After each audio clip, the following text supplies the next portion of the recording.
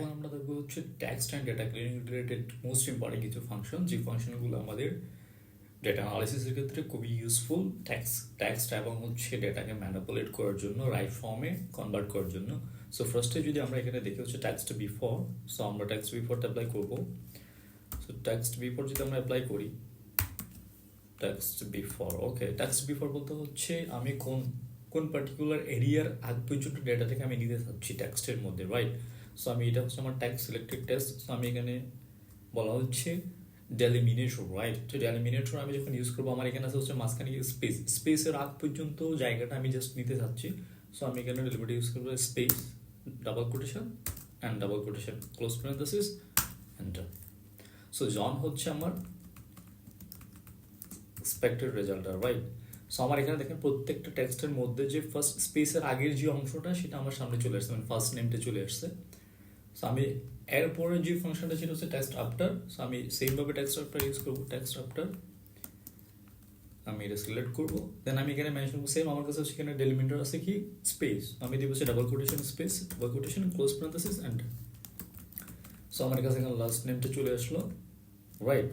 So আমি যদি এই পার্টিকুলার ফরম্যাটটাকে যদি আমি কপি করে জাস্ট এখানে পেস্ট করে দিই, ফরম্যাট কপি করব,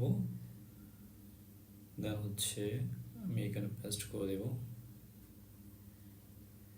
সিম্পল। সো এরপর হচ্ছে কনক্যাট যে ফাংশনটা আসছে এটা মানে হচ্ছে টেক্সট জয়েন করার জন্য। সো জয়েন করার জন্য আমরা যেটা ইউজ করব কনক্যাট ইউজ করবো টেক্সট জয়েন করার জন্য। সো আমি এই টেক্সট এবং এই টেক্সট দুইটাই যদি আমি জয়েন করতে চাই, সো আমি জয়েন করতে পারবো, অথবা আমি যদি আরও বেশি টেক্সট জয়েন করতে চাই কনক্যাট ফাংশন ইউজ করে, সো আমি ধরুন আমি চাচ্ছি হচ্ছে লাস্ট এই সবগুলো টেক্সটই জয়েন করে রাখার জন্য। সো আমার কাছে এখানে সব জয়েন আকারে চলে আসবে, এই হচ্ছে আমার জয়েন আকারে ফাংশনটা সব চলে আসলো, ওকে। সো আমি কপি করবো অ্যান্ড পেস্ট করবো, সিম্পল। সেইভাবে করে আমরা কনক্যাট ফাংশনটা দিয়ে টেক্সট জয়েন করতে পারি, রাইট। সো এরপরে হচ্ছে আমার এখানে টেক্সট ফরম্যাট ফাংশনটা আমরা আগেও কভার করছি, বাট এখানেও আমি হচ্ছে মেনশন করে দিয়েছি, লাইক এই ডেটটাকে আমি একটা টেক্সট ফরম্যাটে কনভার্ট করতে যাচ্ছি। সো আমি এখানে টেক্সট অ্যাপ্লাই করি, দেন আমার হচ্ছে এই হচ্ছে ডেট, এই ডেটটাকে আমি চাচ্ছি হচ্ছে ফার্স্ট আমার ইয়ার থাকবে, দেন মান্থ থাকবে, দেন হচ্ছে ডেট থাকবে। সো আমি ফরম্যাটটা সেট করে দিব, ইয়ার,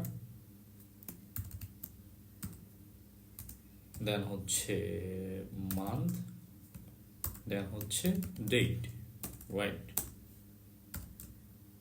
date, double quotation, close parenthesis, enter. So ওই ফরম্যাটে আমার ডেটা আমার সামনে চলে আসবে।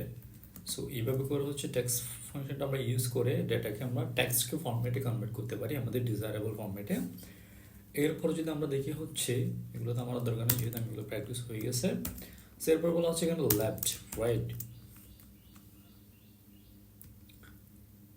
সো এখন আমরা ইউজ করবো হচ্ছে লেফট ফাংশনস।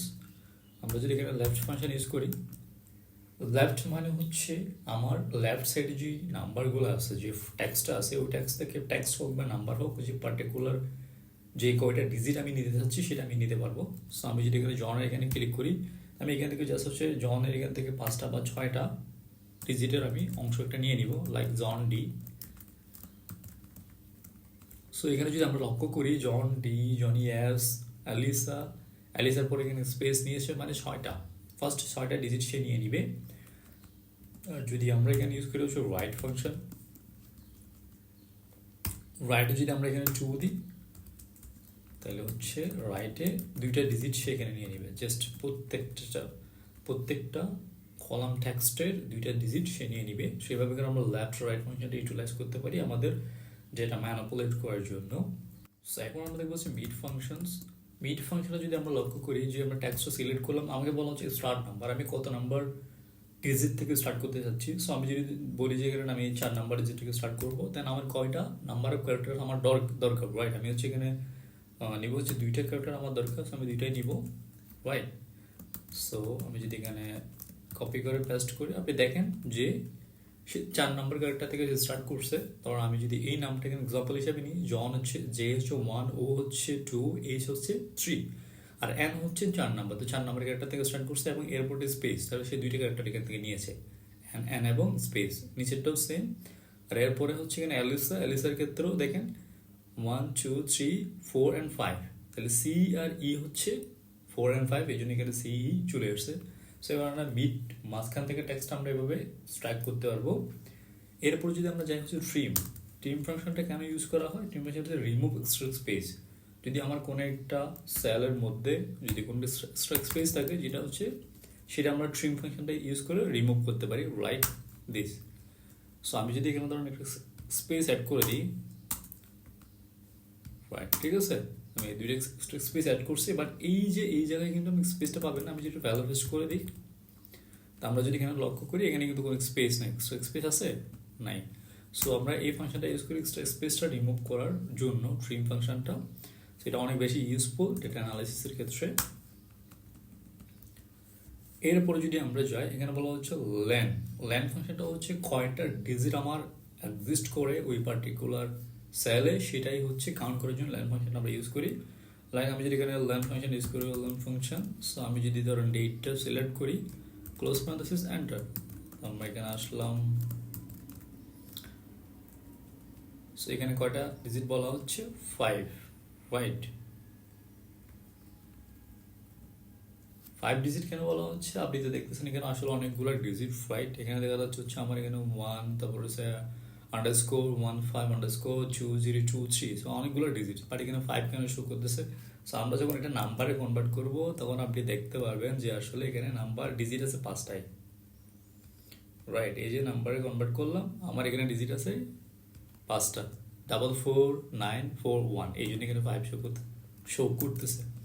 সো আমরা যখন হচ্ছে এই লেন ফাংশনটা আবার হচ্ছে ধরুন এই যে ট্যাক্সের সাথে অ্যাপ্লাই করব, তখন এখানে দেখেন যে কয়টা নাম্বার আছে সেই কয়টা নাম্বারই এখানে কিন্তু শো করতেছে।